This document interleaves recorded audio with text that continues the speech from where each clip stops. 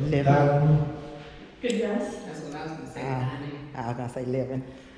It very well could have been, but we actually have no idea what it was used for. Okay. The fun thing about history is that we don't know everything.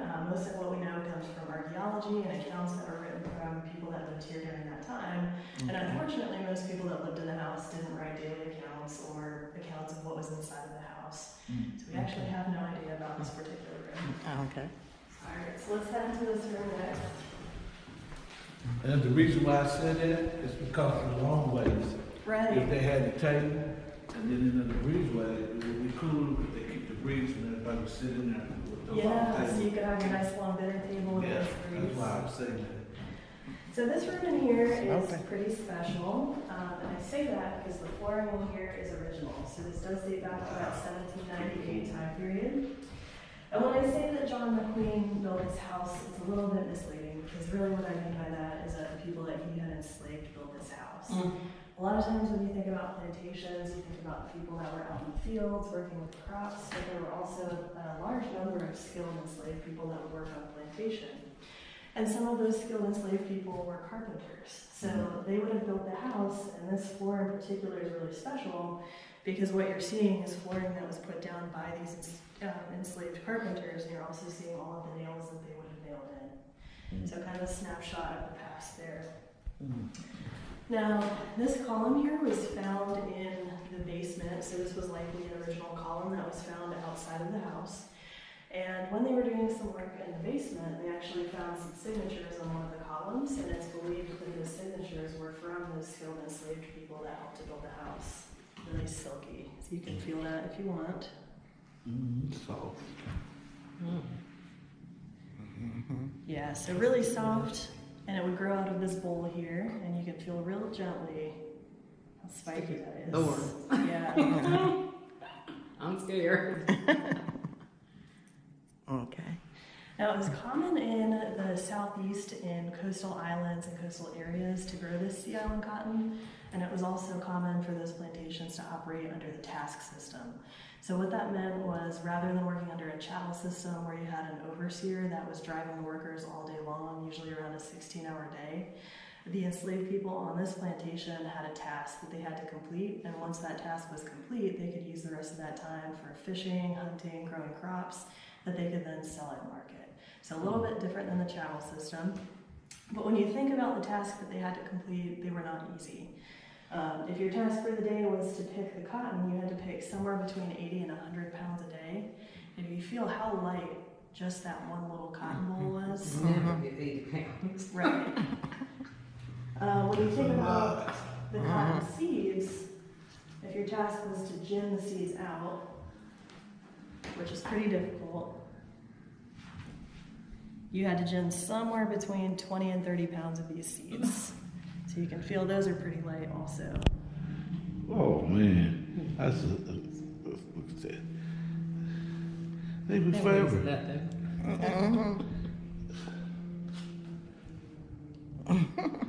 Now, even after the invention of Eli Whitney's cotton gin, this particular type of cotton still needed to be ginned by hand because it was so luxurious.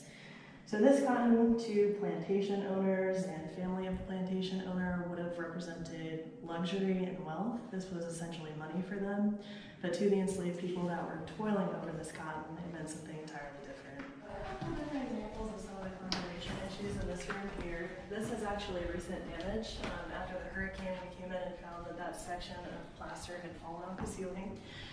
So it's possible that that whitewashed board up there is what the original ceiling looked like, but we're not 100% sure.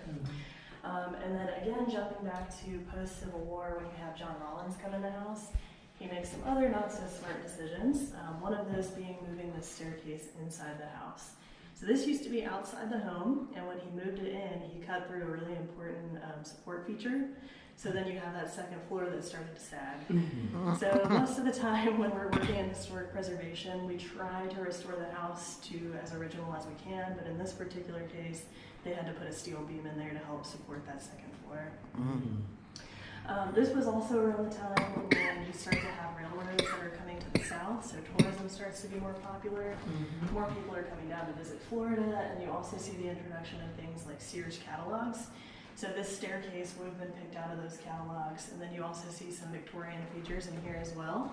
So the the doors are black walnut, and then you also see that acid ash glass, which is a more modern feature.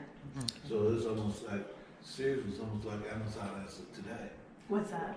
Sears is almost like Amazon is today. Exactly. They order all the different things. Exactly. So that was kind of the start of that kind of thing. All right, so we won't go upstairs today just because we did have that recent damage, so we want to make sure nobody gets caught. And I still never heard any shutters on the window here.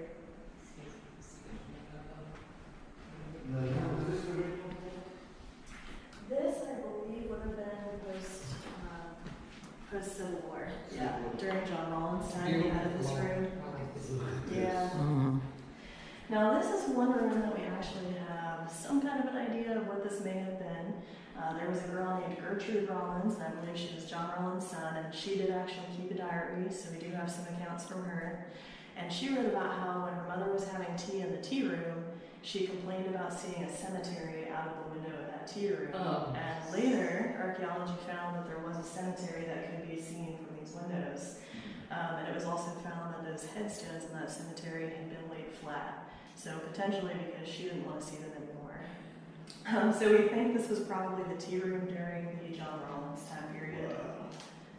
This over here would have been one of those corner bedrooms. And we did have a china set in there that came from the Rollins family, I believe, but they had to move it out for hurricane prep. Okay. These floors are beautiful. Yeah. They I are. love that floor. Too much influence on it. After the Patriots Rebellion, which is when the U.S. was trying to get Florida annexed back to them, they returned to this plantation after that Patriots Rebellion, and they find that the house has been looted to the extent of all the locks being taken off the door.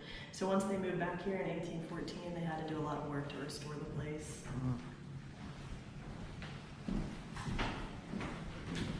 I was gonna stay back and let you follow her. Well, I was just taking pictures of everything. Interference and.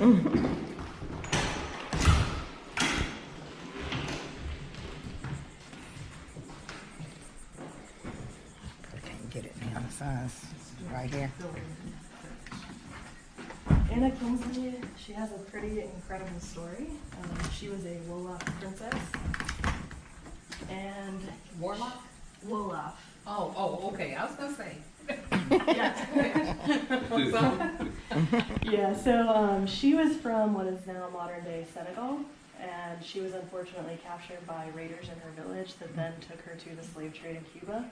And when she was just 13 years old, a British man named Zephaniah Kingsley purchased her, and then he begins the process of bringing her back to what is then Spanish Florida. So she was just 13 years old at the time. By the time she got back over here with Zephaniah, she was pregnant with his child. He did say that they had been married in a ceremony in a foreign land. So he considered Anna to be his wife, but they never had an official ceremony. But everybody considered them to be together, even though it wasn't official. Now, by the time she's 18 years old, she's got 2 other children with Zephaniah, and by the time she turns 18, he decides that he is going to emancipate her. So she does become a free woman. She's a free black woman in what is then Spanish Florida. So at that time, she has more rights than a white woman that's living in Georgia in the United States, which is pretty incredible. So at this time, she's got the ability to inherit money, she can run her own businesses, she can purchase property. She goes on to enslave people to work on her properties as well, and she becomes pretty successful. Now in Spanish Florida, you've got certain laws that are protecting you. Doesn't mean that they were necessarily followed, we don't really have a way of knowing. But under Spanish Florida rule, you could actually sue your plantation owner. So just a lot of differences between the U.S. system. But in 1821, everything changes because Spanish Florida goes back to the U.S. So now you're going to have race relations and laws change. So This threatens Anna and her family, and Zephaniah Kingsley realizes this. So he decides that he's going to move his family to Haiti, which at that time was a free black nation. So moves his family to Haiti. They start a colony there, and in the process, Zephaniah Kingsley ends up dying, because you think Zephaniah Kingsley is a lot older than Anna, and he does leave things to her in his will. However, he has a white relative that contests this. They say Anna can't inherit the property because she's a black woman, and that's illegal. So at this point, Anna can let that go, move on with her life, or she can fight it, even though the odds are stacked against her, which she then decides to do, and she is successful in winning that court case because it's deemed that she is a Spanish citizen. Okay. Yeah, pretty incredible story. So after that point, she does buy some property in Jacksonville, which is modern-day Arlington neighborhood, and she lives there for the rest of her life, save for a small amount of time during the Civil War where she goes up north to be safe. So yeah, pretty incredible story. Yeah. Wow. Do you know when they'll have the upstairs open again? I do not have an answer on that. Okay. Maybe not in the next 3 months. It's gonna be a while. Probably will be a while. Okay. Maybe by the time we come back next year. Do you guys have any questions? Nope. No? Good. Well, thanks for coming through. Okay, and thank Thank you, you. sir. No problem.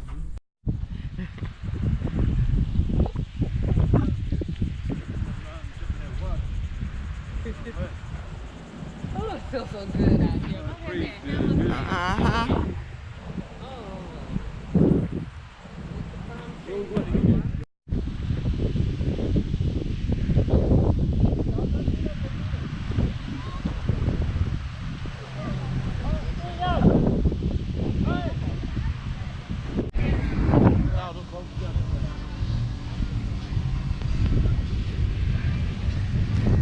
Yeah, there are a lot of boats out here today. Sorry about the wind noise.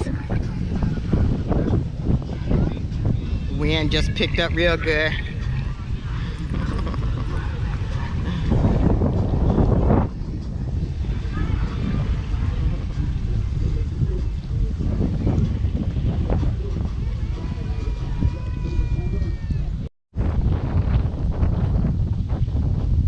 He's sitting down relaxing.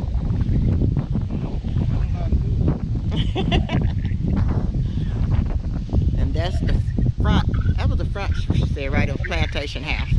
Yeah. And right here, they were able to look out. Or something like this anyway.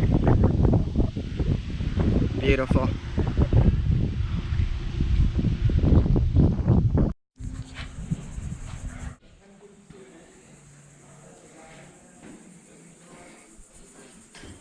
Floors are nice in here too.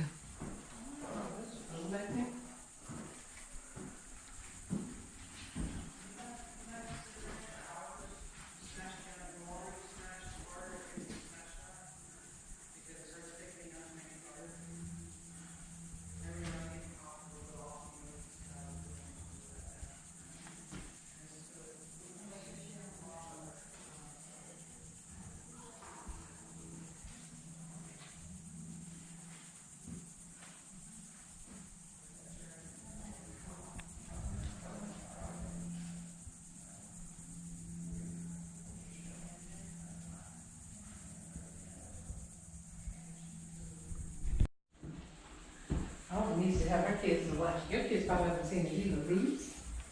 Oh, yeah, I seen that in here. Yeah, I seen it once. Anna had me and Sandra looking at it, but it's a little much for me. It's history. Yeah. It's true. When the kids don't know where to come from, they don't know what to be thankful for or what to try to aspire for. I don't know if Or Taylor. why to try to aspire. True. That's true.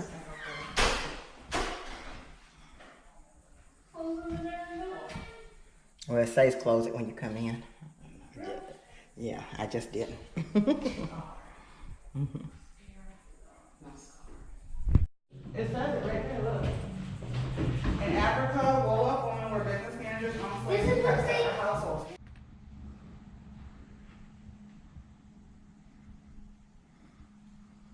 Did they say what this was? I don't see it anywhere. Oh, you go ahead. I don't have you in the thing. Finish reading it. reading it because it was.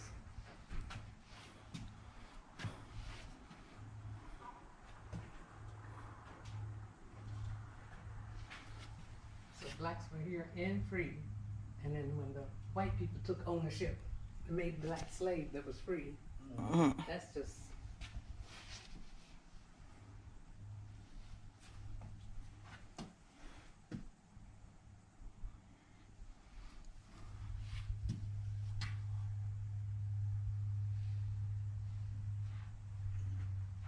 So there's an upstairs up there.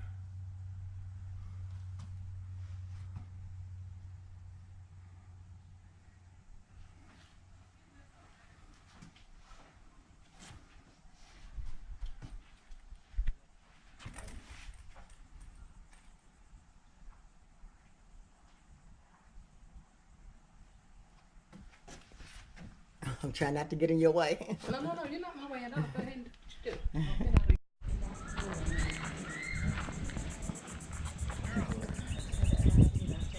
Okay, I'll be over in a minute.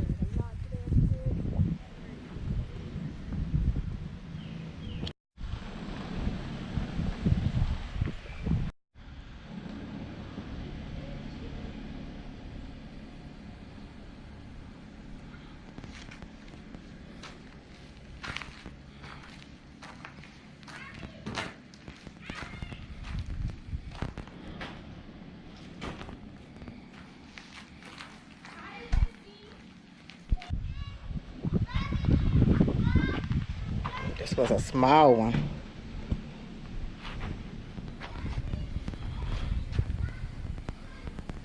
Fireplace must have been right there.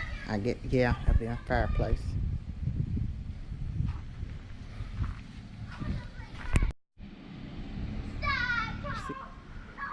Now you want to try to count.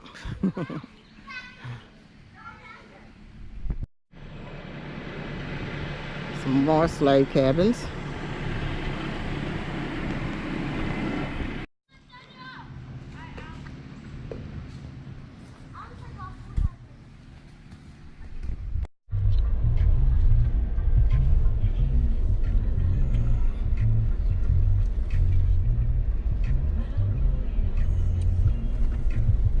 About 10 miles ago. Get out of here.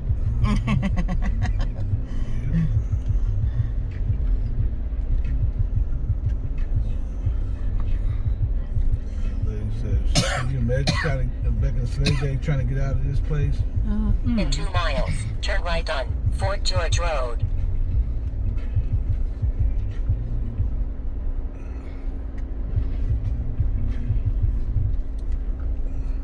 Those over there was Slave cabins.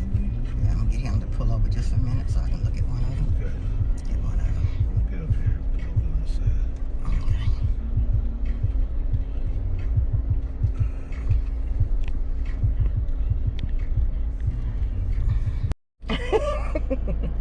I don't get migraines though.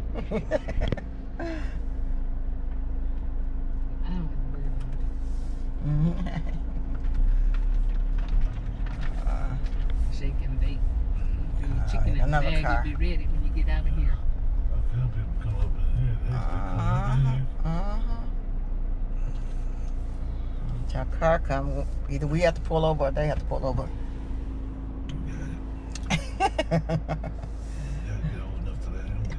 Yeah, but I was just trying to make sure that that was even. Go over the edge. I do not want to meet an alligator today.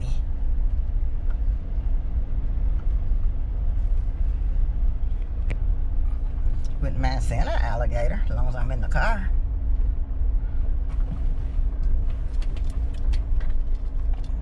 I've never seen one in person.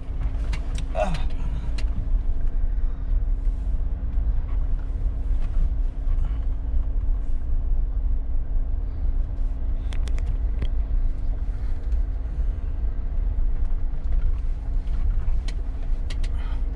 And that one we went to in South Carolina at Plantation, it was nice. Yeah. It had the slave cabins and it had stuff in the house. Of course, most of it wasn't original, and the house had been rebuilt. I thought this was what that was going to be like. Oh, okay. I'm glad it wasn't. That's what I was saying at first, that, I don't care about seeing the house. But glad we did see the house, too. A little bit we got to see of it. We seen some in Missouri, too. In Missouri. I went to that one slave house. Missouri. I'm trying to remember.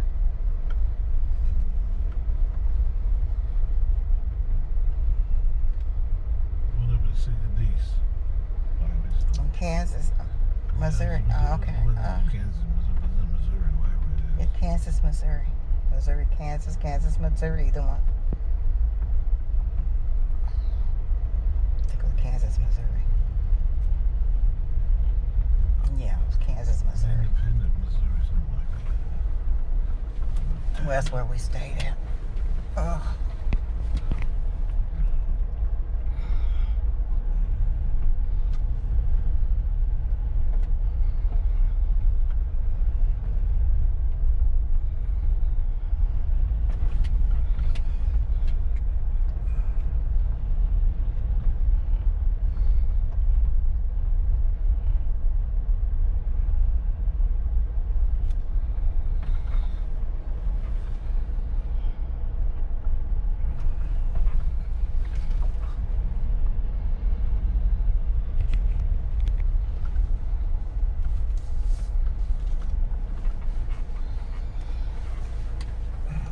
Tour stop number 15. Oh, Lord. I'm surprised no water at that one. None that you can see anyway. Most of them has water. Yeah, I can't see it.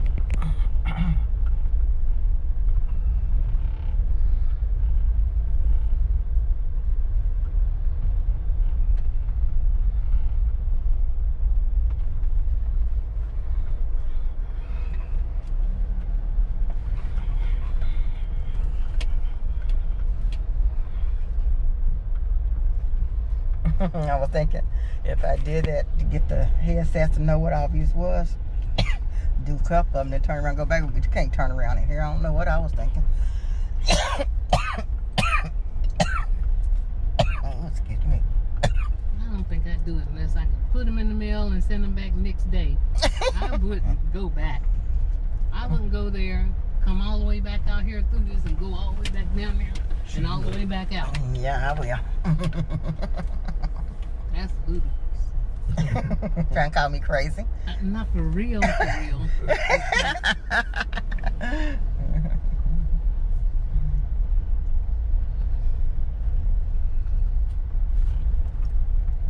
Everybody gonna go online and read about it. Oh, I can do that. I didn't think about that. I'm sure you can get the whole story. Oh, yeah. That's how I knew about some of the stuff she was telling us when she was giving us the tour, because I had read some of it, about some of it. They had a little bit on there where I was reading. I know when you get out of this thing, you'll be glad to get out of here. Might have a headache when you get out of here. It's bouncing around.